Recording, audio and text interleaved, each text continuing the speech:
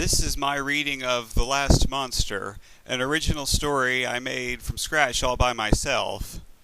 I originally wanted to make this story as a Flash game, but right now I don't even have a Flash creator, and even if I did, I don't know if I'd know how to use it. A while ago, I tried downloading a free-to-use video game making program, and I got lost after step 10. So I don't think I'm going to be able to make this story the way I intended, at least not for a while. I still want to get my story out there.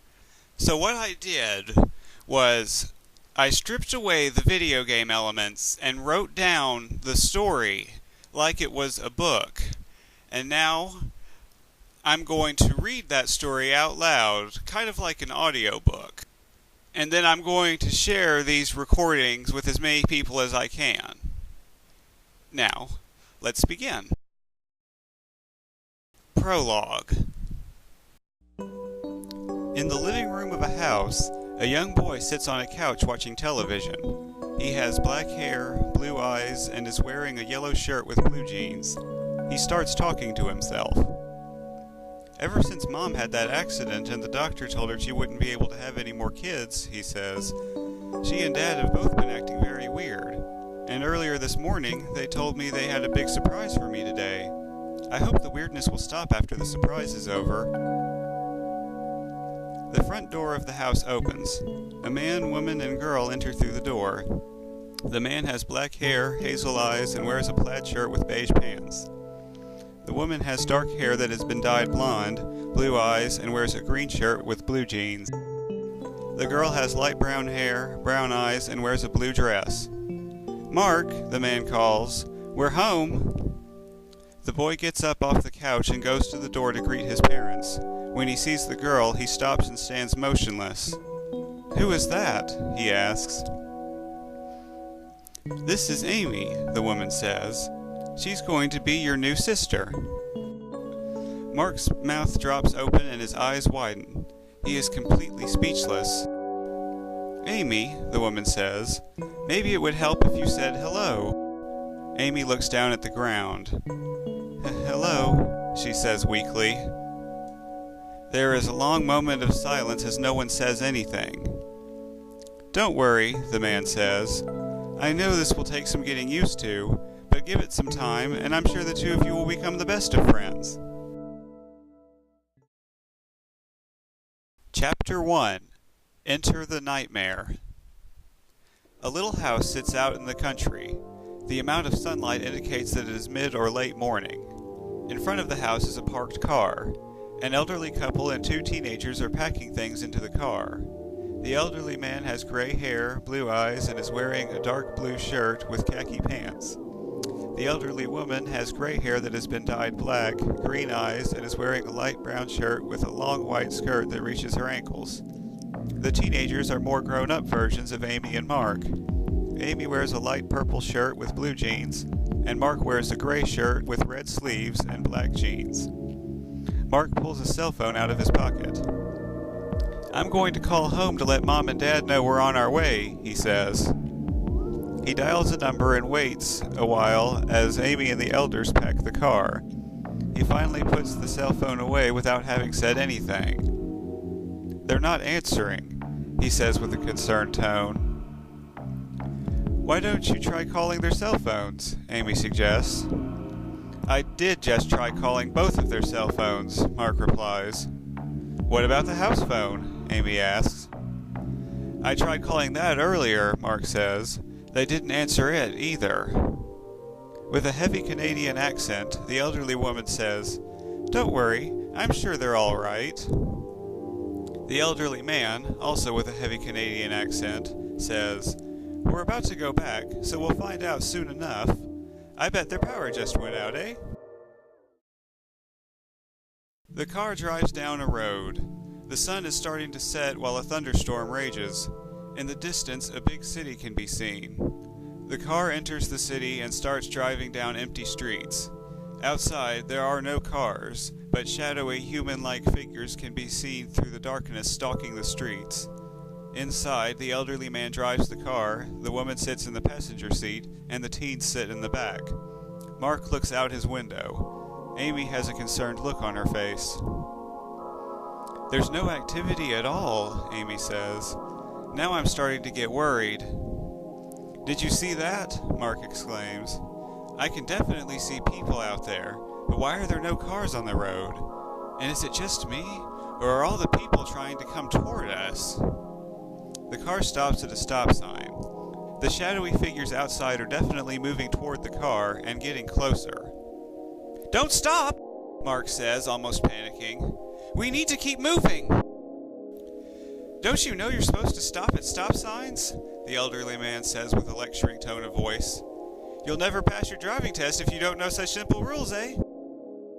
Outside, the figures get closer and closer to the car. We need to go, Amy shouts. Now! Frustrated and confused, the elderly man asks, What's wrong with you kids? You're acting like you just saw... One of the figures on the outside moans and claws at the driver's side window. In the light, it can be seen that the creature looks much like an ordinary person, except that it has gray skin and blank eyes that have no iris or pupil. Startled, the elderly man screams and rams his foot onto the accelerator.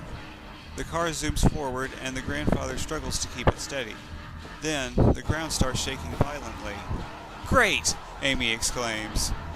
As if we didn't have enough problems already, now there's an earthquake!